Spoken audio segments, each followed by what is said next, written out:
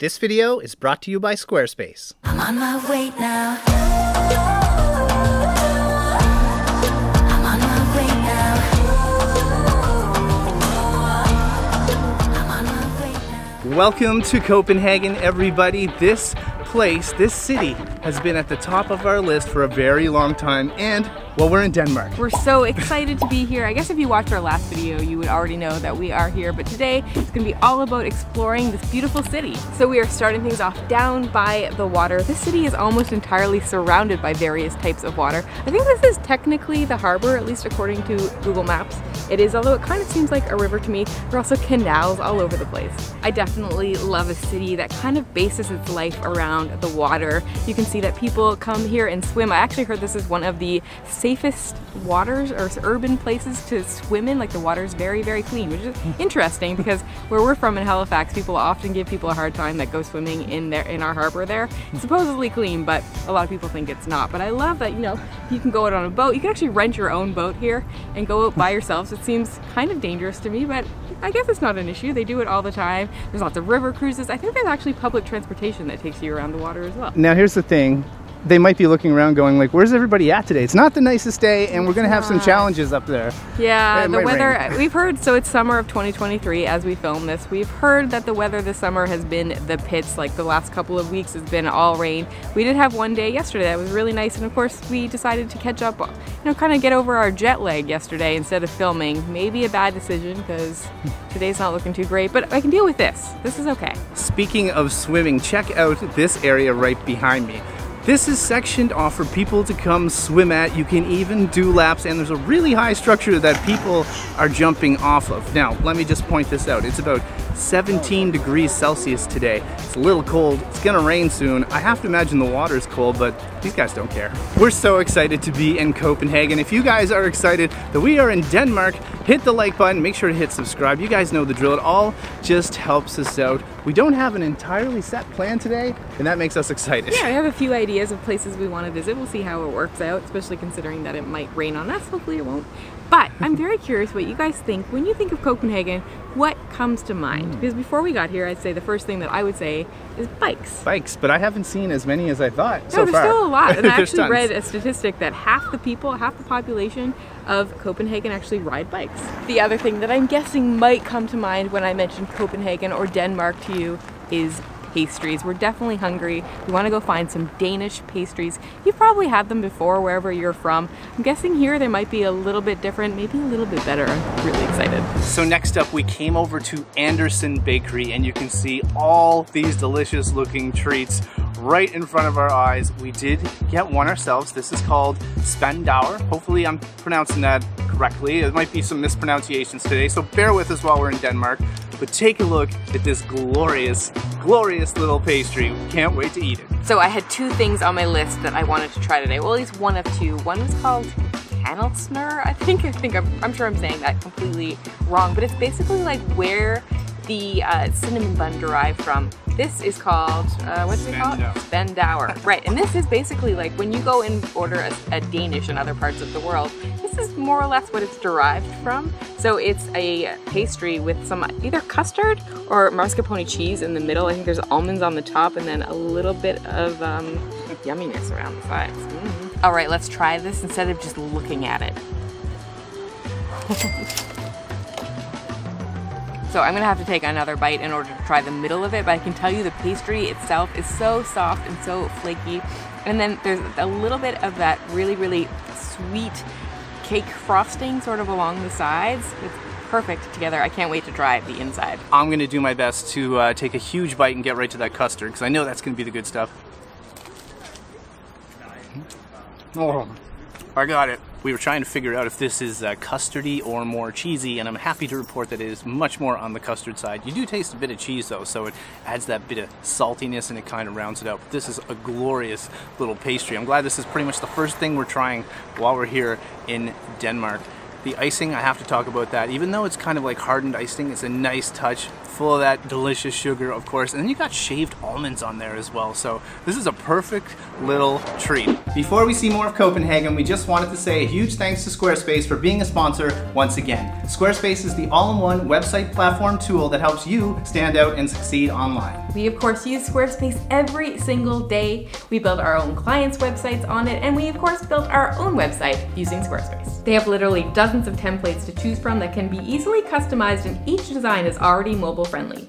Each template design supports all major content types, including pages, galleries, blogs, commerce, calendars, and more. One thing we've noticed that some clients find frustrating is managing their domain names separately from their hosting. So it's great that with Squarespace you can purchase and manage your domain directly through them. Domains registered through Squarespace are automatically set up to work with your Squarespace website. Are you ready to create your own website? Head to squarespace.com for a free trial, and when you're ready to launch, head to squarespace.com/delightfultravelers for 10% off your domain or website.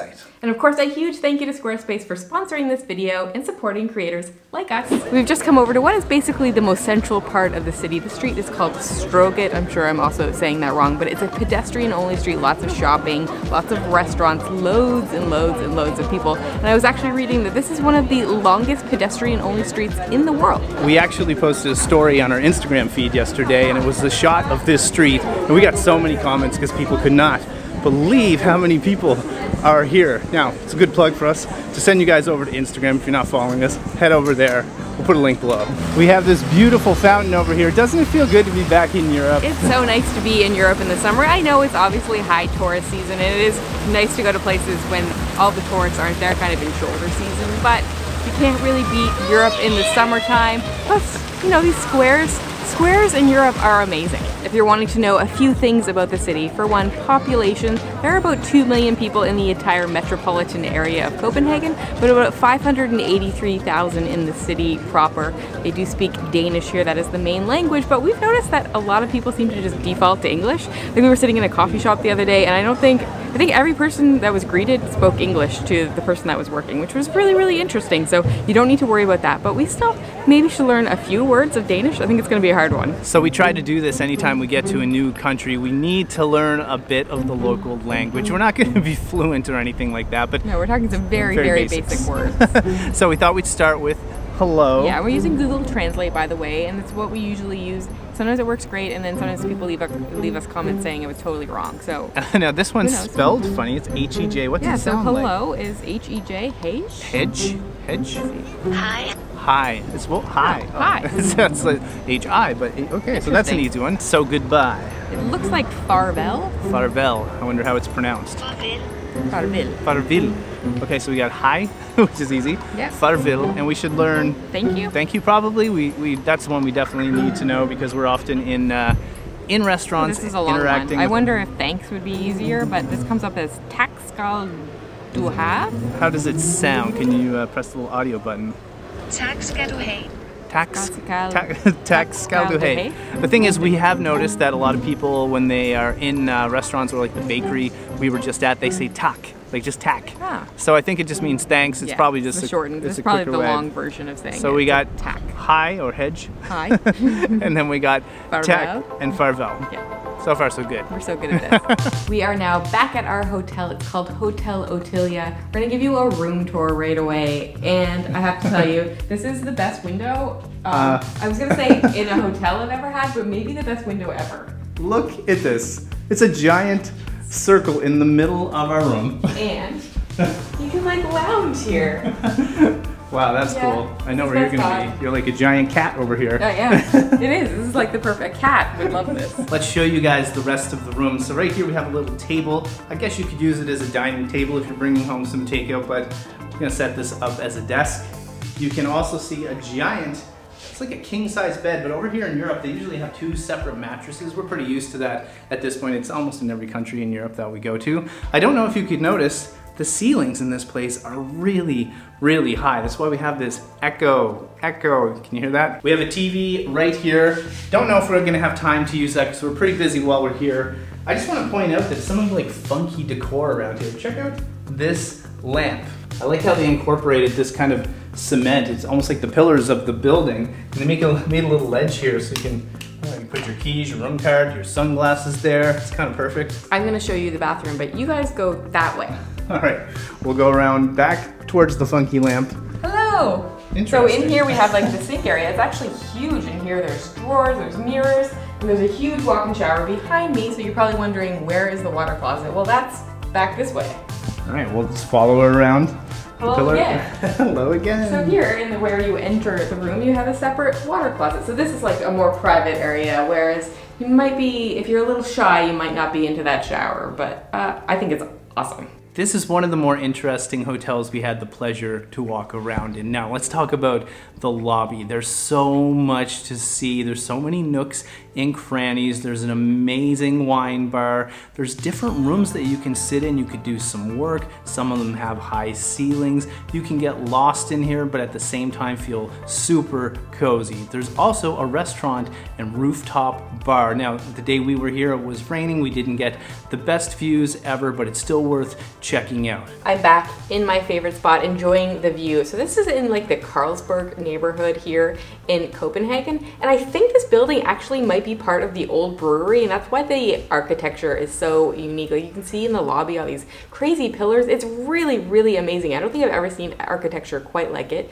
But speaking of the lobby, one thing that they do have every single day is a wine hour. I mean, they include wine. You can go down and have a glass of wine on the hotel. It's so nice. I love that. It's one of my favorite things that hotels offer, and it's pretty rare to come across. And they also have one later in the evening where you can have a nightcap with them as well. One of the reasons we were very attracted to staying here at this hotel is it's in this Carlsberg area, which is in the Vesterbro neighborhood, which is one of the trendiest neighborhoods in all of Copenhagen. So if it stops raining, we're gonna try to take you guys out there. If not, we're gonna go get something to eat. Well, it's the next day and the rain just will not stop here in Copenhagen. We decided to try the public transit for the very first time. We're looking for an indoor activity, and we found Tivoli Food Hall. And this place is just packed with people. I think a lot of people had the idea to go indoors today. And here we are, we got a beer.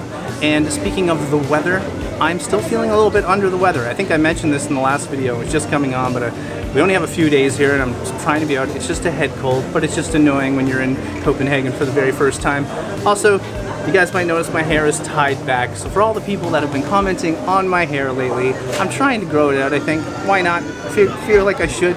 And I can now tie it back into a bun. So if you don't like it, you're just gonna have to deal with it. I don't know how else to say it. For all of you that leave nice comments, thank you very much. Now, this beer is a Pilsner. I couldn't remember what it was, from Copenhagen. You guys know we love craft beer. I'll try really quick before we get into the food. We're here to eat some food, don't worry.